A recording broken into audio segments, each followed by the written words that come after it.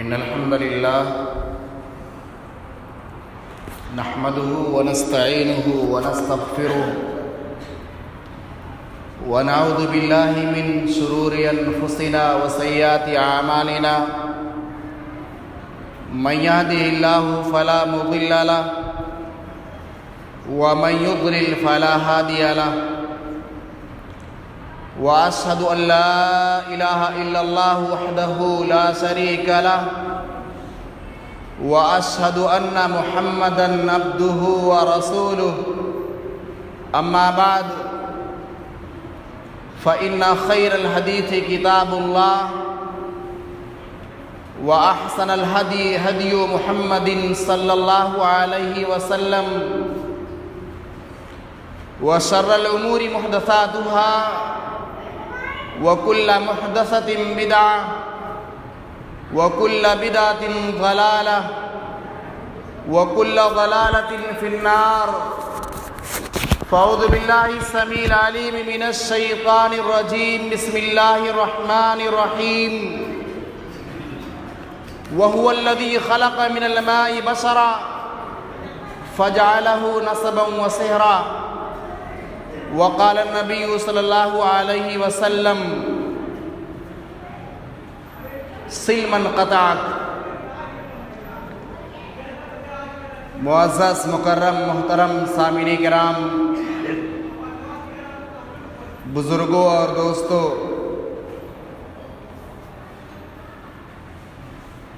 پردے کی اوٹ سے سماعت فرما رہی قوم و ملت کی ماؤں اور بہنوں، اللہ رب العالمین نے ہم انسانوں کو منی کے قطرے سے پیدا کیا ہے اور انسان کو پیدا کرنے کے بعد اسے دو رشتوں سے آپس میں منسلک کر دیا ہے۔ ایک رشتہ خونی رشتہ ہے، دوسرا رشتہ سسرالی رشتہ ہے۔ ہم نے اور آپ نے بارہا خطبوں میں، وعظ و نصیحت میں، تقاریر میں بہت سارے قسم کے حقوق سنے ہیں۔ والدین کے حقوق، اولاد کے حقوق، پڑوسی کے حقوق، شوہر اور بیوی کے حقوق، جانوروں کے حقوق۔ انہی حقوق میں سے ایک حق جس پر بہت کم گفتگو سننے کو ملتی ہے، بھائی کا بھائی پر حق۔ ہم اور آپ آپس میں ایک دوسرے کے بھائی ہیں، اور اگر سماج اور معاشرے میں بھائی کی قسمیں دیکھی جائیں تو بھائی کی تقریباً 5 قسمیں بیان کی جاتی ہیں۔ پہلی قسم بھائی کی، وہ بھائی جو ہمارا اور آپ کا سگا ہو، جس سے بلڈ ریلیشن ہو، خونی رشتہ ہو، چاہے ماں کے ذریعے چاہے باپ کے ذریعے۔ دوسری قسم بھائی کی ہے رضائی بھائی۔ دو لوگ آپس میں بھائی ہیں، اگر دونوں نے کسی ایک عورت سے دودھ پیا ہے، کوئی عورت ہے جس نے اس بچے کو بھی دودھ پلایا ہے، جس کی ماں کوئی دوسری ہے، اور اسی عورت نے اسی دوسرے بچے کو دودھ پلایا ہے، تو وہ دونوں بھائی جنہوں نے آپس میں ایک ہی ماں سے دودھ پیا ہے، وہ رضائی بھائی شریعت مطہرہ انہیں بیان کرتی ہے۔ تیسری قسم بھائی کی ہے منہ بولا بھائی۔ شریعت نے کہا انما المؤمنون اخوہ، تمام مومنین آپس میں بھائی بھائی ہیں۔ یا اللہ کے رسول صلی اللہ علیہ وسلم نے ہجرت کے موقع پر مہاجرین اور انصار کو آپس میں ایک دوسرے کا بھائی کہا تھا کہ تم فلاں کے بھائی ہو۔ چوتھی قسم ہے دینی بھائی، مذہبی بھائی۔ ایک مسلمان المسلم اخو المسلم، مسلمان کا بھائی ہے۔ اور بھائی کی پانچویں قسم ہے وطنی بھائی۔ جسے دوسرے لوگوں نے بشری بھائی کہا ہے، انسانی بھائی، تمام آدم کے اولاد، بلا اختلاف مسلک، بلا اختلاف مذہب، بلا اختلاف رنگ و نسل، بلا اختلاف برادری، سب آپس میں بھائی ہیں، جسے انسانی بھائی کہا جاتا ہے، جسے بشری بھائی کہا جاتا ہے۔ ان 5 بھائیوں کی قسموں میں جس قسم کے متعلق آج خطبہ جمعہ میں میں کچھ چیزیں بیان کرنا چاہتا ہوں، وہ ہمارا اور آپ کا سگا بھائی ہے، جس سے ہمارا اور آپ کا خونی رشتہ ہے، بلڈ ریلیشن ہے، جو ہم اور آپ ایک دوسرے کی ایک ماں کے ساتھ ایک باپ کے ذریعے پیدا ہوئے ہیں۔ ان کا آپس میں کیا تعلق ہے، آپس میں کیا حقوق ہیں، ان کے بھی بہت سارے حقوق ہیں جن کا پاس و لحاظ کرنا ہمارے لیے واجب اور ضروری ہے۔ نبی کریم صلی اللہ علیہ وسلم نے حدیث مبارکہ کے اندر ارشاد فرمایا کہ حسن سلوک کیجئے اپنے والدین کے ساتھ، اپنے والد کے ساتھ حسن سلوک کیجئے، بہن اور بھائی کے ساتھ حسن سلوک کیجئے، اور اس کے بعد جو آپ کے دیگر رشتہ دار ہیں ان کے ساتھ حسن سلوک کیجئے۔ اس حدیث میں اللہ کے رسول صلی اللہ علیہ وسلم نے ہم تمام لوگوں کو اس بات کا حکم دیا کہ ہم آپس میں ایک بھائی دوسرے بھائی کے حق کو ادا کریں۔ بھائیوں کے حقوق بہت سارے ہیں، انہی میں سے ایک پہلا حق ہے ہمارا اور آپ کا کہ ہم اپنے بھائی کو بھائی جانیں۔ سماج اور معاشرے میں ایک جملہ کہا جاتا ہے، نہ بھائی گھت ہت نہ بھائی گھت دشمن، یعنی اگر دوستی دیکھنا ہو، قرابت داری دیکھنا ہو، آپس میں ملاپ دیکھنا ہو تو دو بھائیوں جیسا کوئی ایک دوسرے کا قریبی نہیں ہو سکتا ہے، اور جب دونوں بھائی آپس میں دشمنی پر آ جائیں تو سب سے خونخوار دشمن بھائیوں کی طرح سماج نہیں دیکھتا ہے۔ تو ہماری اور آپ کی پہلی ذمہ داری ہے کہ ہم اپنے بھائی کو بھائی جانیں۔ اللہ رب العالمین نے انسان کو پیدا کیا ہے اور 2 رشتوں میں منقسم کیا ہے، 2 رشتوں میں تقسیم کیا ہے۔ پہلا رشتہ ہے وَجَعَلَهُ نَسَبًا، نسبی رشتہ، خونی رشتہ، بھائی بھائی کا رشتہ، وَصِحْرًا، اور سسرالی رشتہ۔ قرآن میں اللہ رب العالمین نے نسبی رشتے کو پہلے ذکر کیا ہے کہ اس کو اہمیت دی ہے، اس کو ترجیح دی ہے، اس کو فوقیت دی ہے، اور سسرال کو بعد میں ذکر کیا ہے۔ لیکن ہمارا اور آپ کا معاملہ اس کے برعکس ہے، جو فوکس اور جو اہمیت، جو تقدم اور جو ترجیح ہم سسرال والوں کو دیتے ہیں، بھائی کو ہم نہیں دیتے ہیں۔ تو ہماری اور آپ کی پہلی ذمہ داری ہے کہ ہم رشتوں کی قدر کریں، اپنے بھائی کو بھائی جانیں، اور ہمیں یہی ایک بات اور معلوم ہونی چاہیے کہ ایک طرف سسرالی رشتہ ہے اور ایک طرف خونی رشتہ ہے، ان دونوں رشتوں میں زمین و آسمان کا تفاوت ہے۔ خونی رشتہ جو آپ کا سگا بھائی ہے، اس سے کسی بھی صورت میں قطع تعلقی جائز نہیں ہے، اس سے کسی بھی صورت میں الگ ہو کر کے رہنا جائز و درست نہیں ہے، جبکہ سسرالی رشتے سے تعلقات توڑنا کبھی کبھی بسا اوقات واجب ہو جاتا ہے۔ اور سسرالی رشتے سے قطع تعلقی کی شکل یہ ہے کہ شوہر اپنی بیوی کو نازیبا اور غیر مناسب حرکات اور سکنات کی بنیاد پر طلاق دے دے، یا بیوی اپنے شوہر سے خلا لے لے۔ لیکن اگر بھائی آپ کا ہے تو اس بھائی سے مرتے دم تک، اگرچہ آپ کا حقیقی بھائی آپ کے خون کا پیاسا ہی کیوں نہ ہو، سسرال والوں سے زیادہ اہمیت کا حامل ہے۔ تو سب سے پہلی ذمہ داری، پہلا حق ہمارا اور آپ کا کہ ہم اپنے بھائی کو بھائی جانیں اور رشتوں کی قدر کریں۔ سسرال کو ایک طرف کر دیجئے، بھائی اپنا بھائی ہوتا ہے، اس بھائی سے ہم رشتے کو استوار رکھیں۔ دوسرا حق، ایک مسلمان کے دوسرے مسلمان کے ساتھ بہت حقوق شریعت مطہرہ میں ہیں۔ ایک معروف اور مشہور حدیث ہے، حق المسلم علی المسلم ست، ایک مسلمان کا دوسرے مسلمان پر 6 حقوق ہیں، جب وہ ملے تو سلام کرے اور جب سلام کیا جائے تو جواب دے۔ یہاں ان حقوق میں ایک بھائی کی ذمہ داری ہے کہ اگر اس کا بھائی اپنے بھائی سے سلام کرتا ہے تو سلام کے جواب دینے میں اور سلام کرنے میں خصوصیت کے ساتھ دھیان دیا جائے۔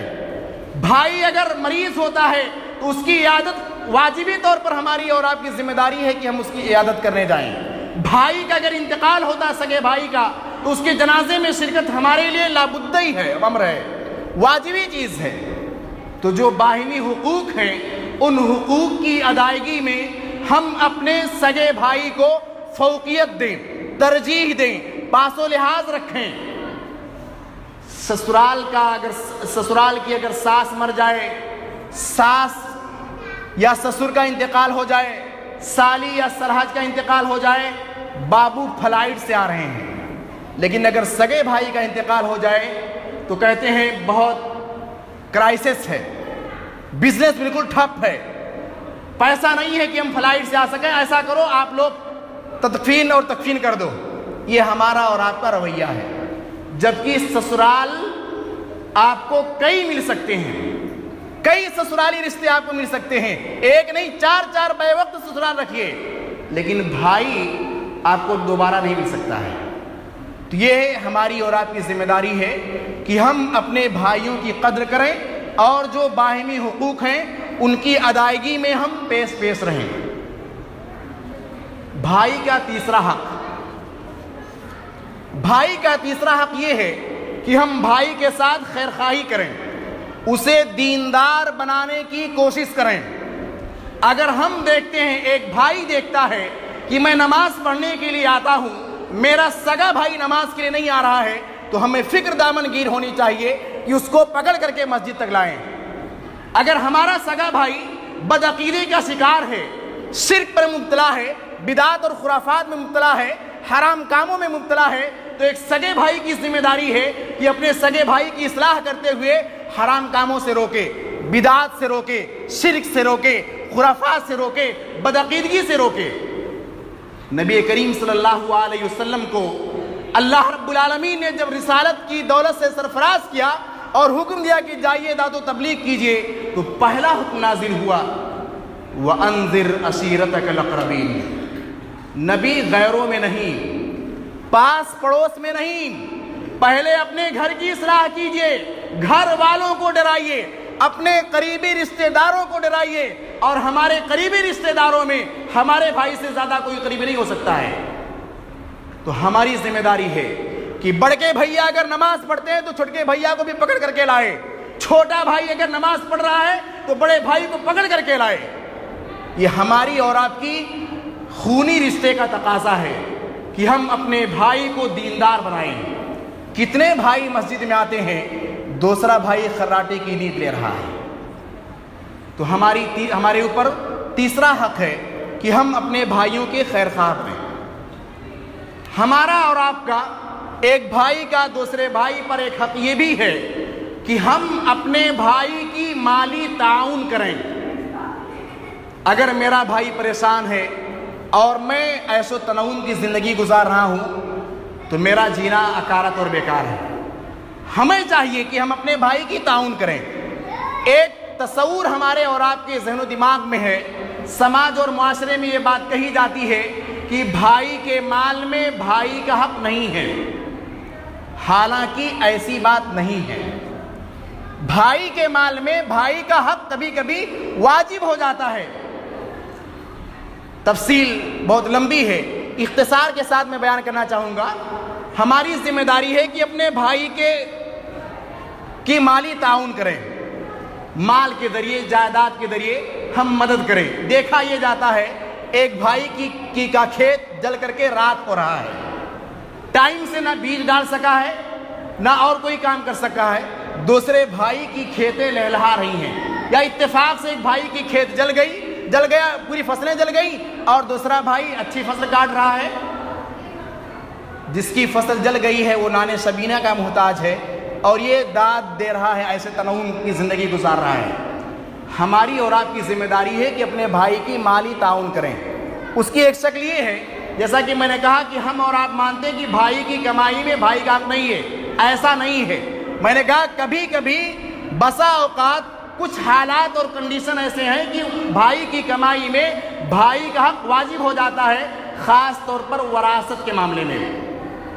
مثال کے طور پر دو بھائی ہیں، ایک بھائی کی شادی ہوئی اور اتفاق سے اس بھائی کے ہاں جس کی شادی ہوئی ہے کوئی اولاد نہیں ہوئی، اور اس شادی شدہ بھائی یا غیر شادی شدہ کوئی بھی شادی شدہ بھائی ہے اور اس کا انتقال ہو گیا، حالانکہ اس کی بیوی کے بطن سے پیٹ سے کوئی بچہ پیدا نہیں ہوا ہے۔ مرا ہوا بھائی اپنی وراثت میں 10 لاکھ روپیہ چھوڑ کر کے جا رہا ہے یا 1 لاکھ روپیہ چھوڑ کر کے جا رہا ہے۔ 1 لاکھ روپیہ جو وہ چھوڑ کر کے گیا ہے اس میں ہمارا سماج کیا کہتا ہے کہ پورے 1 لاکھ کی ملکہ جو ہوگی وہ اس کی پتنی ہوگی، جبکہ شریعت کیا کہہ رہی کہ نہیں، ایسا نہیں ہوگا۔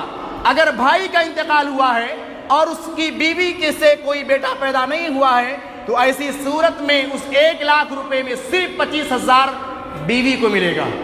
75,000 کا ذمہ دار کون ہوگا؟ بھائی ہوگا۔ کس کا مال تھا؟ بھائی کا مال تھا۔ چھوڑا کس نے؟ بھائی نے۔ پیچھے کون تھا؟ بیوی اور بھائی۔ بیوی کو صرف وہ 1/4 مل رہا ہے اور باقی 3 حصے شریعت متعین کر رہی ہے کہ یہ بھائی کا حصہ ہے۔ یہی معاملہ بہن کا بھی ہے۔ بھائی کا انتقال ہوا، بیوی بچی ہے، بہن بچی ہے، بیوی سے کوئی بیٹا پیدا نہیں ہوا، کوئی لڑکا نہیں ہے، ایسی صورت میں اس بیوی کو 1/4 ملے گا، 3 حصہ اس کی بہن کو ملے گا۔ تو ہمارے اور آپ کے اوپر حق یہ ہے کہ ہم اپنے بھائی کے حقوق ادا کریں اور مالی مدد کریں۔ مالی مدد کرنے کی بہت ساری شکلیں ہیں۔ بسا اوقات سماج اور معاشرے کو دیکھا جائے، اگر ایک بھائی پردیس ہے، دوسرا بھائی گاؤں میں رہتا ہے، گاؤں والا بھائی اگر پردیسی بھائی کے ہاں بطور مہمان کبھی گھومنے چلا گیا، ممبئی، دلی، کلکتہ کہیں بھی، اور شہر والا بھائی اگر فیملی سے رہتا ہے تو اس کی بیوی کو بہت تکلیف ہوتی ہے۔ گاؤں ہی کا معاملہ ہو، ایک بھائی اپنے سگے بھائی کو دعوت دے دے، ایک بھائی اپنے گھر میں پیدا ہونے والے پیداوار کو اپنے بھائی کو اگر دینا چاہتا ہے تو اس دینے والے بھائی کی بیوی کا منہ گوبر کی طرح پھول جاتا ہے، بھنبھنانے لگتی ہے، اور اس کے بھنبھنانے اور منمنانے کی وجہ سے یہ اپنا بھائی جو کچھ دینا چاہتا تھا رک گیا، بیوی کے ڈر سے۔ کس کے ڈر سے؟ بیوی کے ڈر سے۔ حالانکہ اس بیوی کو پتہ نہیں ہے کہ جو میرا شوہر ہے اس کا بھائی میرے شوہر سے زیادہ رشتے میں مضبوط ہے بنسبت میں، چٹکی میں وہ مسل کر کے مجھے طلاق دے دے گا اور مجھے اپنا میکا سدھارنا ہوگا، لیکن بھائی کو کبھی الگ نہیں کیا جا سکتا ہے۔ تو ہماری اور آپ کی ذمہ داری ہے کہ ہم اپنے بھائیوں کی مالی مدد کریں۔ مالی مدد کرنے کی شکل قرآن کریم میں اور نبی کریم صلی اللہ علیہ وسلم کی حدیث میں بہت زیادہ موجود ہے۔ اختصار کے ساتھ میں بیان کرنا چاہوں گا، مالی مدد کرنے کا کی ایک شکل یہ ہے کہ اگر ہمارے پاس مال و جائیداد ہیں، چھوٹا بھائی غریب ہے، قلاس ہے، تو 2-4 لاکھ دے دیں کہ بھائی تم بھی بزنس کر لو، تم بھی آگے بڑھو، تم بھی پھلو پھولو۔ لیکن سماج کو دیکھنے کے بعد شیطان بھی شرماتا ہے کہ ایک بڑا بھائی جو کما رہا ہے، جس کے پاس فیکٹری ہے، جس کے پاس بزنس ہے، جس کے پاس کمپنی پر کمپنیاں ہیں، وہ اپنے دوسرے بھائی کو مزدور کے طور پر رکھ رہا ہے وہاں، اور جیسے دوسرے مزدوروں کے ساتھ اس کے بیوہار ہیں، سلوک ہیں، برتاؤ ہیں، اسی طریقے سے اپنے بھائی کے ساتھ بھی برتاؤ کر رہا ہے۔ یہ طریقہ درست نہیں ہے۔ ہمیں اور آپ کو چاہیے تھا کہ ہمارا بھائی جو غریب ہے، اس غریب بھائی کو اپنی استطاعت کے حساب سے کچھ پیسہ دے کر کے اسے بھی آگے بڑھانے کی ہم کوشش کرتے۔ ہم اور آپ دیکھیں، اللہ رب العالمین کے حکم سے صحابہ کرام مکہ چھوڑ کر کے مدینہ آئے۔ کہاں آئے؟ مدینہ آئے۔ مدینہ میں جو صحابی موجود تھے انہیں انصار کہا جاتا ہے۔ مکہ اور دوسرے شہروں سے جو چھوڑ کر کے اپنے گھر بار مدینہ میں آئے تھے انہیں مہاجرین کہا جاتا ہے۔ اس موقع پر اللہ کے رسول صلی اللہ علیہ وسلم نے 1-2 بھائیوں کو آپس میں ملایا تھا اور حکم دیا تھا کہ آپس میں ایک دوسرے کی مدد کریں۔ واقعہ بہت لمبا ہے۔ سعد بن ربیع مکہ مدینہ میں سب سے زیادہ مالدار آدمی ہیں۔ عبد الرحمن بن عوف رضی اللہ تعالیٰ عنہ مکہ سے اپنے گھر بار آل اولاد کو چھوڑ کر کے کہاں آ رہے ہیں؟ مدینہ آ رہے ہیں۔ سعد بن ربیع عبد الرحمن بن عوف سے کہتے ہیں انا اکثر الانصار مالا، اے میرے دوست میں انصاریوں میں سب سے زیادہ مالدار ہوں، میرے پاس یہ پراپرٹی ہے، فإنی اقسم لک نصف مالی، میں آپ کو اپنے مال کا آدھا حصہ دے رہا ہوں، چلیے میرے گھر میری چند بیویاں ہیں، میں اپنی بیویوں میں سے جس کو کہیے اس کو طلاق دے دوں، عدت پوری کرنے کے بعد وہ شادی کر لے۔ یہ اخوت، یہ بھائی چارگی ایسے دو لوگوں کے درمیان ہے جو آپس میں حقیقی بھائی نہیں ہیں، منہ بولے بھائی ہیں، جنہیں اللہ کے رسول نے سعد بن ربیع اور عبد الرحمن بن عوف کو آپس میں بھائی بنایا تھا۔ لہٰذا ہم اور آپ دیکھیں کہ عبد الرحمن بن عوف اور سعد بن ربیع کو اللہ کے رسول صلی اللہ علیہ وسلم نے آپس میں بھائی بنایا اور مال خرچ کرنے کا حکم دیا۔ تو ہماری اور آپ کی ذمہ داری ہے کہ ہم اپنے بھائی کی مالی مدد کریں۔ مالی مدد کرنے کی ایک دوسری شکل یہ ہے کہ اگر ہمارا بھائی قلاص ہے، محتاج ہے، غریب ہے، نادار ہے اور میرے پاس مال کی بہتات ہے، ہم سے صدقہ نکلتا ہے، خیرات نکالتا ہوں، میں زکوٰۃ نکالتا ہوں، تو سب سے اہم چیز ہمارے لیے اور آپ کے لیے یہ ہے کہ ہم وہ صدقہ، وہ خیرات، وہ زکوٰۃ کا مال اپنے قریبی رشتہ داروں کو دوں، اور قریبی رشتہ دار میں سے سب سے زیادہ قریبی رشتہ دار ہمارا اور آپ کا سگا بھائی ہے۔ اللہ کے رسول فرماتے ہیں وَعَلَى الْمِسْكِينِ صَدَقَةٌ، اگر ہم صدقہ دیتے ہیں، خیرات دیتے ہیں، اللہ کے راستے میں خرچ کرتے ہیں تو مسکین کو دینا یہ عام صدقے کا ثواب ہے، لیکن اگر ہم کسی رشتہ دار کو اپنا مال دے رہے ہیں تو ایسی صورت میں اللہ کے رسول فرماتے ہیں وَعَلَى ذِي الْقَرَابَةِ اثْنَتَانِ، اگر ہم کسی رشتہ دار کو صدقہ اور خیرات دیتے ہیں تو دو ثواب ملے گا، صدقۃ و صلۃ، ایک صدقے کا ثواب ملے گا اور دوسرا صلہ رحمی کا ثواب ملے گا۔ تو ہمارے اوپر ہمارے بھائی کا حق یہ ہے کہ ہم مالی تعاون کریں، اسی طریقے سے ہمارا اور آپ کا حق یہ ہے کہ ہم قرض کی ادائیگی کریں۔ کس کی؟ اپنے سگے بھائی کی، اپنی سگی بہن کی۔ اگر ہمارا اور آپ کا بھائی قرض کے تلے ڈوبا ہوا ہے اور ہمارے پاس اتنی وافی مقدار میں مال موجود ہے تو ہماری ذمہ داری ہے کہ ہم صدقہ کریں۔ کئی روایتیں اس معنی کی حدیث کے باب میں موجود ہیں، انہی میں سے ایک روایت ہے، ایک بہن اللہ کے رسول کے پاس آتی ہے اور کہتی ہے اللہ کے رسول میری فلاں بہن کا انتقال ہو گیا ہے اور اس کے اوپر 2 مہینہ لگاتار روزہ رکھنا واجب تھا، تو میں کیا کروں؟ کیا میں اس کے طرف سے روزہ رکھ سکتی ہوں؟ اللہ کے رسول نے فرمایا، سمجھایا کہ بتاؤ اگر اس کے اوپر کوئی قرض ہوتا تو کیا تم قرض کی ادائیگی نہیں کرتی؟ صحابیہ نے بیان کیا اللہ کے رسول ضرور میں کرتی۔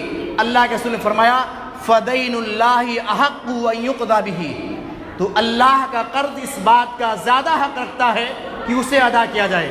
لہٰذا ایک بھائی کا دوسرے بھائی پر حق یہ ہے کہ اگر وہ مقروض ہے، قرض سے ڈوبا ہوا ہے، قرض کے تلے دبا ہوا ہے، تو ہماری اور آپ کی اخوت اور بھائی چارگی کا حق یہ ہے کہ ہم اس کے قرض کے سبیل اور راستے نکالیں۔ بھائی کا ایک بھائی پر ایک حق یہ ہے کہ ہم اسے ترقی دیں، ترقی دینے کی کوشش کریں۔ بھائی اپنے بھائی کو ترقی دے، ترقی دلائے۔ مجھے نوکری مل گئی ہے تو ہم اس بات کی خواہش کریں کہ جائز طریقے سے میرے بھائی کو بھی نوکری مل جائے۔ میں نے پڑھائی کر لی ہے تو ہم اس بات کی کوشش کریں کہ میرا بھائی بھی پڑھ لے۔ میں نے فلاٹ خرید لی ہے تو اس بات کی کوشش کریں کہ وہ بھی خرید لے۔ میری فصل تیار ہو گئی ہے، تیار کے لائق ہو گئی، تو ہم بھی کوشش کریں کہ اس کی فصل بھی بن جائے۔ دنیا کی تاریخ میں ایک بھائی کی قربانی اگر دیکھنا ہو تو موسیٰ علیہ السلام اور ہارون علیہ السلام کو دیکھیے۔ پوری دنیا ایسی قربانی پیش کرنے سے قاصر ہے۔ موسیٰ کو اللہ رب العالمین نے نبوت اور رسالت سے سرفراز کیا تو موسیٰ علیہ السلام نے اللہ رب العالمین سے استدعا کی، درخواست کی اور کہا اے اللہ رب العالمین، میرا ہارون بھی ایک بھائی ہے، میرا ہارون بھائی ہے، میں چاہتا ہوں کہ تو میرا معاون اور مددگار کے طور پر اسے بھی نبوت سے سرفراز کر دے، اسے بھی رسالت دے دے۔ نبوت اور رسالت کتنی عظیم دولت ہے، اس دولت اور اس اثاثے کو ایک بھائی اپنے سگے بھائی کے لیے مانگ رہا ہے۔ موسیٰ کی دعا قبول ہوئی، اللہ رب العالمین نے ہارون علیہ السلام کو بھی نبوت کی دولت سے سرفراز کر دیا۔ ایسی قربانی دنیا دیکھنے سے آج تک قاصر ہے کہ کسی بھائی نے اپنی بھائی کی ترقی کے لیے ایسے اقدام کیے ہوں اور ایسا قدم اٹھایا ہو۔ ایک بھائی کا دوسرے بھائی پر حق یہ ہے کہ جہاں ہم اس کے دین کے تحت فکر مند ہوں کہ ہمارا بھائی نماز نہیں پڑھ رہا، اسے نمازی بنایا جائے، بدعقیدہ اس کو عقیدے کی سدھار کی جائے، شرک میں ڈوبا ہوا اسے موحد بنایا جائے، بدعات اور خرافات میں موجود ہے اسے صحیح سالم مسلمان بنایا جائے، وہیں اس کے جان کی بھی فکر ہونی چاہیے۔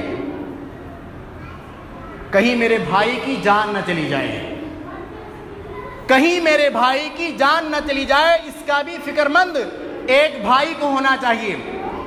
تاریخ میں یہ واقعہ رقم ہے، عمر ابن خطاب رضی اللہ تعالیٰ عنہ اور زید بن خطاب رضی اللہ تعالیٰ عنہ دونوں سگے بھائی ہیں، ایک لڑائی میں دونوں شریک ہیں، لڑائی لڑ رہے ہیں، کفار اور مشرکین کے خلاف جنگ چھڑی ہوئی ہے، دونوں بھائی مل کر کے اسلام کا متوالا بن کر کے اسلام کی طرف سے مجاہد بن کر کے لڑ رہے ہیں، اور دوران جنگ زید بن خطاب کے جسم سے جو کھود وہ پہنے ہوئے تھے، جسے ہم اور آپ اپنی موجودہ دور میں بلٹ پروف جیکٹ کہتے ہیں، وہ لوہے کا بنا ہوا کھود پہنے ہوئے تھے تاکہ کوئی نیزہ مارے، برچھی مارے، تیر مارے تو ان کے جسم میں نہ لگے، وہ کھود پہنے لڑ رہے ہیں۔ زید کے جسم سے کوئی کنڈی ٹوٹی اور زرہ گر گیا۔ عمر ابن خطاب بھی جنگ میں ہیں، زید بھی جنگ میں ہیں۔ عمر ابن خطاب اپنے بھائی کو دیکھ رہے ہیں کہ میرا بھائی نہتھا ہو گیا ہے، اس کے جسم سے جو بلٹ پروف جیکٹ ہے وہ ختم ہو گئی ہے، فوراً اپنے جسم سے نکال کر کے اپنے بھائی زید کی طرف بھیگا اور کہا اس کو پہن لیجئے۔ یہ فکر دامنگیر تھی کہ کہیں میرے بھائی کی جان نہ چلی جائے۔ ہوا یہ کہ زید بن خطاب نے اس زرہ کو لینے سے انکار کر دیا اور کہا کہ کیا صرف تم ہی چاہتے ہو کہ اللہ کے راستے میں تم شہید ہو جاؤ اور مجھے شہادت کا درجہ نہ ملے؟ یہ فکر دامنگیر ہونی چاہیے کہ میرے بھائی کو کسی بھی ناحیے سے آنچ نہ آئے، نہ عزت کے ناحیے سے، نہ دولت کے ناحیے سے، نہ مال کے ناحیے سے، نہ جان کے ناحیے سے، کسی بھی ناحیے سے دنیاوی پریشانیوں سے اپنے بھائی کو بچانے کی ہمیں اور آپ کو کوشش کرنی چاہیے۔ ایک بھائی کا دوسرے بھائی پر، سگے بھائی پر حق یہ بھی ہے کہ اگر بھائی خون کا پیاسا ہے، جان لینے کا متلاشی ہے اور داؤں پیچ میں لگا ہوا ہے کہ کب میرا سگا بھائی ملے اور اس کے جسم سے میں اس کی گردن کو الگ کر دوں، اگر ایسے خونخوار ظالم خون کے پیاسے بھائی کو اگر معاف کرنے کی نوبت آ جائے تو ہماری ذمہ داری ہے کہ ہم ایسے بھائی کو معاف کر دیں، اگرچہ وہ ہمارے خون کا پیاسا تھا، اگرچہ وہ ہماری جان لینے پر وہ تلا ہوا تھا، ہماری ذمہ داری ہے کہ ہم اس کو معاف کر دیں۔ معروف و مشہور واقعہ قرآن میں ہم اور آپ پڑھتے ہیں، سنا ہے بارہا، یوسف علیہ السلام اور ان کے بھائیوں کا واقعہ۔ جب یوسف علیہ السلام نے اپنی خواب کی خبر اپنے والد محترم کو دی تھی اور یہ بدلایا تھا کہ میں نے ایسا ایسا دیکھا ہے، تو یعقوب علیہ السلام سمجھ گئے تھے کہ اب انہیں نبوت اور رسالت کی دولت سے سرفراز کیا جائے گا، بچ بچ کر کے رہنے کی حکم دی تھی اور کہا تھا کہ اے میرے بیٹے اس واقعے کو تم اپنے بھائیوں سے نہ بتانا۔ وہ لمبا واقعہ ہر کوئی شخص جانتا ہے۔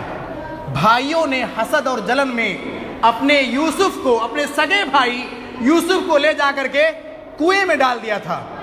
وہ لمبا واقعہ، عزیز مصر بنے، مصر کے وہ سربراہ بنے، حاکم بنے، بادشاہ بنے، قحط سالی پڑی، سارے بھائی مال و دولت کے لیے بادشاہ وقت کے پاس لائن لگا کر کے جا رہے ہیں۔ پہچان لیتا ہے یوسف بھائی ہیں، اپنے ان بھائیوں کو پہچان لے رہے ہیں جن بھائیوں نے انہیں مارنے کی غرض سے کنویں میں ڈال دیا تھا۔ چہرہ دیکھتے ہیں، ایک سامنے دینے والا بھائی ہے اور سامنے مانگنے والے بھائی ہیں۔ مانگنے والے بھائی قاتل ہیں، قاتل کے قتل کا ارادہ کر کے گئے تھے، اور سامنے دینے والا بھائی وہ ہے جسے قتل کرنے کا ارادہ کیا گیا تھا۔ چہرہ جھکا لیتے ہیں، شرمسار ہوتے ہیں۔ ایسے موقع پر یوسف علیہ السلام نے جوان مردی دکھائی تھی اور کہا تھا لا تثریب علیکم اليوم یغفر اللہ لکم وہو ارحم الراحمین۔ بھائیو، تم لوگوں نے مجھے مارنے کا ارادہ کیا تھا، آج ہم آپ کو کچھ نہیں کہیں گے۔ لا تثریب علیکم اليوم، جاؤ تم سب کے سب آزاد ہو، تمہارے اوپر کوئی گرفت نہیں ہے، کوئی پکڑ نہیں ہے، کوئی جرم نہیں ہے، کوئی سزا نہیں ہے۔ اللہ رب العالمین تمہیں بخشنے والا ہے اور وہ سب سے زیادہ رحم کرنے والا ہے۔ یہ تاریخ ہے ایک بھائی کے تئیں کہ اگر کبھی خون کا پیاسا بھائی اگر آپ کے داؤں پیچ میں آ جائے تو اسے معاف کر دیا جائے۔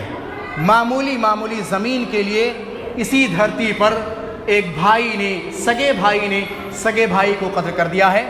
دنیا ایسی مثالیں بہت زیادہ جانتی ہے۔ دو چیزیں میں بیان کر کے اپنی بات ختم کرنا چاہوں گا۔ بھائی کا حق سگے بھائی پر یہ ہے کہ اگر ہمارا بھائی دور بس رہا ہے تو ہم اس بھائی سے ملنے کے لیے جائیں، وقتاً فوقتاً اس کی زیارت کرنے کے لیے جائیں، گاہے بگاہے اس کا حال چال لینے کے لیے جائیں۔ اور اب حال چال تو تھوڑا مشکل کام اب نہیں ہے، سفر کر کے جانا ہوتا تھا، صحبتیں برداشت کرنی ہوتی تھی۔ فری کال ہے، فری میسج ہے، لائیو دیکھیے، ویڈیو کالنگ کیجئے، وائس کال کیجئے، میسج کیجئے، جس بھی صورت میں جب بھی چاہیے بٹن دبائیے، اپنے بھائی کی حالت دریافت کر لیجئے۔ وہ لمبا سا واقعہ اللہ کے رسول صلی اللہ علیہ وسلم نے بیان کیا کہ ایک بھائی اپنے بھائی سے ملنے کے لیے جا رہا ہے، دونوں آپس میں بھائی ہیں۔ اللہ رب العالمین آسمان سے فرشتوں کو بھیجتا ہے، بیچ راستے میں روکتا ہے، ایک بھائی سے پوچھتا کہاں جا رہے ہو؟ بیان کرتا فلاں علاقے میں میرا بھائی ہے، اس سے ملنے کے لیے جا رہا ہوں۔ کہا ایسا تو نہیں کہ تمہارے اوپر اس کا کوئی احسان ہے جس احسان کو چکانے کے لیے جا رہے ہو؟ کہا نہیں، میرے اوپر میرے بھائی کا کوئی احسان نہیں ہے، بس وہ میرا بھائی ہے، میں اپنے بھائی سے ملنے جا رہا ہوں۔ فرشتے نے جواب دیا انی رسول اللہ، میں اللہ کا قاصد اور پیغمبر ہوں، مجھے اللہ رب العالمین نے بھیجا ہے اور یہ خوشخبری دی ہے کہ میں جا کر کے بتاؤں آپ کو کہ اللہ رب العالمین آپ سے محبت کر رہا ہے۔ کیونکہ آپ اپنے بھائی سے محبت کر رہے ہیں۔ سال نہیں 10 سال 20 سال 25 سال ہو جاتے ہیں، گھر کا گیٹ ایک ہے، دروازہ ایک ہے، ایک بھائی بھوکھوں مر رہا ہے، دوسرا بھائی گلچھرے اڑا رہا ہے، کبھی حالت دریافت کرنے کی توفیق ہمیں نہیں ملتی ہے۔ تو اسی وجہ سے کہا جاتا ہے بھائی گھت ہت نہ بھائی گھت دشمن۔ اگر دوستی پر آ جائیں تو کوئی دشمن ان دوستوں کو دشمن نہیں بنا سکتا ہے۔ آخری چیز، ہم اپنے بھائی کے لیے زندگی میں بھی اس کے لیے اور اس کے مرنے کے بعد بھی دعا کریں، اپنے لیے بھی دعا کریں اور اپنے سگے بھائی کے لیے دعا کریں۔ سورہ اعراف میں اللہ رب العالمین نے آیت نمبر 151 میں فرمایا قال رب اغفر لی ولی اخی، رب اغفر لی ولی اخی، اے اللہ مجھے بخش دے، میرے بھائی کو بخش دے، اس کے گناہوں کو معاف کر دے، وادخلنا فی رحمتک، اور ہم دونوں بھائیوں کو اپنی رحمت میں داخل کر دے۔ ہمارا اور آپ کا وطیرہ ہونا چاہیے کہ ہم اپنے حقوق کو جانیں، اپنے حقیقی بھائی کے رشتے کو مضبوطی کے ساتھ مزید مضبوط کرنے کی کوشش کریں۔ سسرال والوں کو فوقیت دے کر کے اپنے سگے بھائی کو ہم دبانے کی کوشش نہ کریں۔ ایک نہیں 1000 سسرالی رشتے، ایک نہیں 1000 بیویاں آپ کو ملنے والی ہیں۔ آپ کو آپ کا سگا بھائی مرنے کے بعد، دشمنی کے بعد کبھی بھی ملنے والا نہیں ہے۔ رب العالمین سے دعا ہے رب العالمین ہمیں اس بات کی توفیق دے کہ ہم جب تک اس دھرتی پر رہیں ایک دوسرے کے حقوق کو جانیں، سمجھیں اور ایک دوسرے کے حقوق کو ادا کرنے کی کوشش کریں۔ رب العالمین جو ہم نے قرآن اور حدیث سے صحیح باتیں سنی ہیں، ان صحیح باتوں کے سننے اور کہنے سے زیادہ ہمیں عملی جامہ پہنانے کی توفیق عطا فرما۔ رب العالمین ہم جب تک رہیں، ایک رہیں، نیک رہیں، قرآن اور حدیث کے پابند رہیں، رب العالمین ہمیں ان شرور و فتن کے ادوار اور زمانے میں امن و شانتی کا خوگر بنا اور ایک دوسرے سے مل کر کے زندگی گزارنے کی توفیق عطا فرما۔ ایسے جگہوں سے ہمیں بچا جہاں سے شرور و فتن کے امکانات ہو۔ رب العالمین ہمیں قرآن اور حدیث کا متلاشی بنا اور خوگر بنا زندگی میں قرآن اور حدیث کے آئین کو فٹ کرنے کی توفیق عطا فرما۔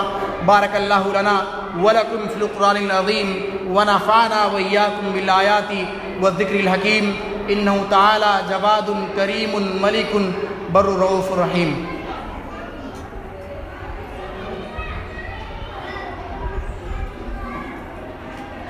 الحمدللہ رب العالمین الرحمن الرحیم مالک یوم الدین اشہد ان لا الہ الا اللہ واشہد ان محمدا عبدہ ورسولہ ان اللہ وملائکتہ یصلون علی النبی یا ایھا الذین آمنوا صلوا علیہ وسلموا تسلیما اللہم صل علی محمد وعلی آل محمد کما صلیت علی ابراہیم وعلی آل ابراہیم انک حمید مجید اللہم بارک علی محمد وعلی آل محمد کما بارکت علی ابراہیم وعلی آل ابراہیم انک حمید مجید ان اللہ یامر بالعدل والاحسان وایتاء ذی القربی وینہی عن الفحشاء والمنکر۔